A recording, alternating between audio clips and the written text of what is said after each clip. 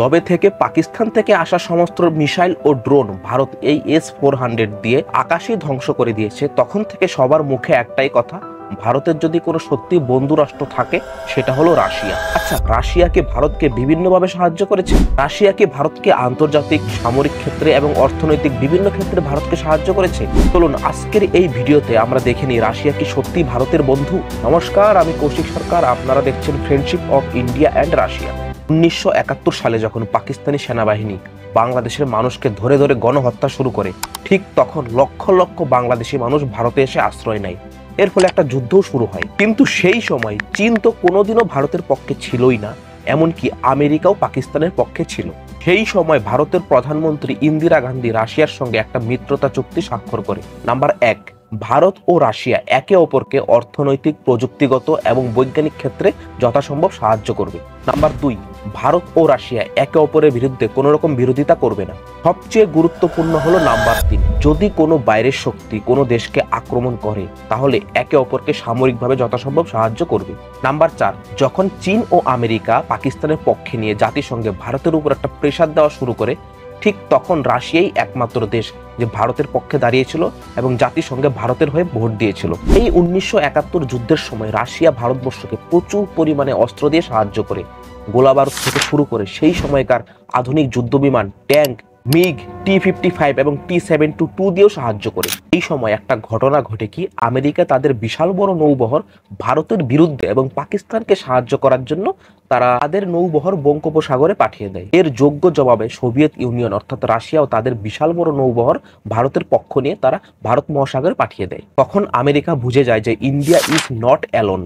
তখন America realise করতে পারে যে ভারতের সঙ্গে রাশিয়া আছে এবং আমরা যদি ভারতের পিছনে লাগি তাহলে আমাদের অল্প হলেও একটু সমস্যা হবে। সেই সময় যুদ্ধ চলাকালীন পাকিস্তান ও আমেরিকা একটা ফন্দি আটে যে কিভাবে ভারতকে সবসময় ডাউনে রাখা যায়। কিন্তু রাশিয়ার গুপ্তচর সংস্থা KGB তারা ভারতের গুপ্তচর সংস্থা রয়ের সাথে একসাথে কাজ করার সিদ্ধান্ত নেয়।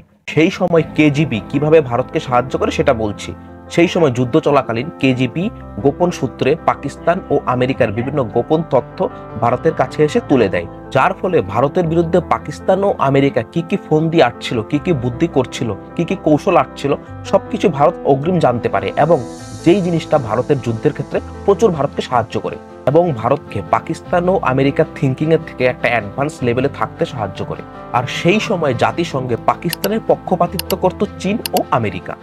তারা চাইলে সহজেই তারা ভারতের বিরুদ্ধে যে কোনো প্রস্তাব রাখতে পারত ভারতকে আটকানোর জন্য, কিন্তু একমাত্র রাশিয়া ভারতের হয়ে ভোট দেয়, যার ফলে পাকিস্তান, আমেরিকা ও চীন অনেক কিছু চাইলেও শুধুমাত্র রাশিয়ার ভোটের জন্য কিচ্ছু করতে পারতো না, এমনকি ভারতের উপরে কোনো রকম প্রেশারাইজও করতে পারতো না।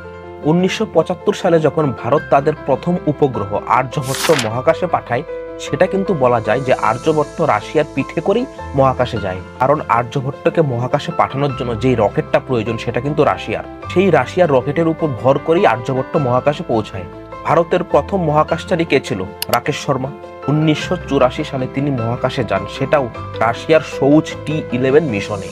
প্রধানমন্ত্রী ইন্দিরা গান্ধী যখন রাকেশ শর্মাকে ভারতের বিষয়ে জিজ্ঞাসা করেন, তখন তিনি উত্তরে বলেছিলেন, সারে জাহাসে আচ্ছা। এই জিনিসটা কিন্তু প্রত্যেকটা ভারতবাসীর জন্য একটা গর্বের মুহূর্ত। রাশিয়া এরকম বিভিন্ন ক্ষেত্রে ভারতকে মান সম্মান উঁচু করে আন্তর্জাতিক মঞ্চে দাঁড়ানোর জন্য প্রত্যেকবার সাহায্য করে গিয়েছে এবং করছেও। রাশিয়া প্রত্যেক ক্ষেত্রে ভারতের পাশে থেকেছে এবং আছে।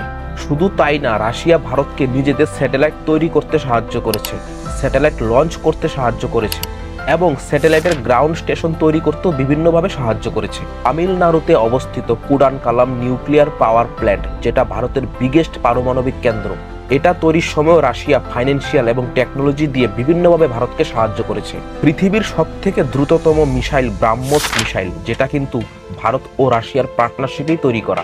এছাড়াও বাণিজ্যিক ক্ষেত্রে রাশিয়া বর্তমানে ভারতের সবচেয়ে বড় গ্যাস ও তেল সরবরাহকারী। ব্যবসার জন্য দুই দেশ বর্তমানে রুপি রুবল ট্রেড চালু করেছে। এটার মানে হলো ভারত ও রাশিয়া ব্যবসার জন্য কখনো ইউরো বা ডলার ব্যবহার করে না। ভারত কোনো জিনিস কিনলে তারা রুপি দিয়ে দাম পরিশোধ করে, তেমনি রাশিয়া কোনো জিনিস কিনলে ভারতের থেকে ভারতকে তারা রুবল দিয়ে দাম পরিশোধ করে। এর ফলে কি হয়, নিজেদের দেশে যে কারেন্সিটা আছে সেটা আন্তর্জাতিক স্তরে ভ্যালু অনেকটা বেড়ে যায়। আর এটা না হলে কি হতো, ভারতকে আগে টাকাটা মার্কিন যুক্তরাষ্ট্রে জমা দিতে হতো, মার্কিন যুক্তরাষ্ট্রকে ট্যাক্স দিয়ে ডলারে কনভার্ট করতে হতো, তারপর তারা বিজনেস করতে পারতো। মানে বিজনেস করবে দুই দেশ, মাঝখানে ট্যাক্স খাবে আমেরিকা। এর ফলে যেমন আস্তে আস্তে ভারতের কারেন্সিটাও নিচে নামতো, ঠিক তেমনি আমেরিকার কারেন্সিটাও দিন দিন উপরে উঠতো।